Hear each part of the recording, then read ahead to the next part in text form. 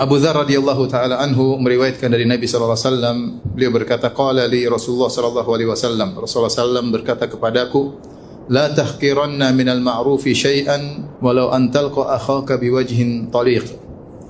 Jangan sekali-sekali engkau meremehkan kebaikan apapun meskipun hanya bertemu dengan saudaramu dengan wajah tersenyum. Hadis ini adalah motivasi dari Nabi sallallahu alaihi wasallam agar kita senantiasa semangat untuk beramal soleh.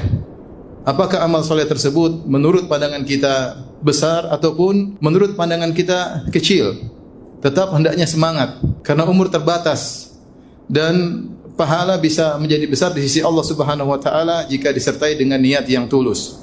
Oleh karenanya Nabi sallallahu alaihi wasallam mengatakan la tahqiranna, larangan. Jangan sekali-sekali engkau meremehkan minal ma'rufi syai'an, kebaikan apapun.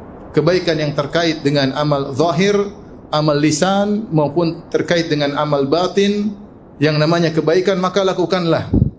Jangan sekali-sekali engkau meremehkan. Kemudian Nabi SAW mencontohkan tentang suatu amalan yang mungkin banyak di antara kita melakukannya dan kita tidak merasa itu sebagai ibadah, yaitu senyum kepada saudara. Walau antalqa akhaka biwajhin taliq, meskipun hanya sekedar tersenyum ketika bertemu dengan orang lain.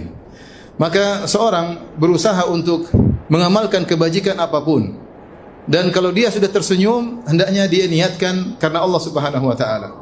Karena senyuman adalah amalan duniawi, hanya bisa mendapatkan pahala jika diniatkan karena Allah Subhanahu wa taala. Seorang ada yang dari sananya memang mudah tersenyum, dan ada yang senyum jarang, dan ada yang berat untuk tersenyum. Ketika dia mendengar hadis ini bahwasanya senyuman bisa mendatangkan pahala, maka dia berusaha untuk bisa tersenyum karena Allah Subhanahu wa taala.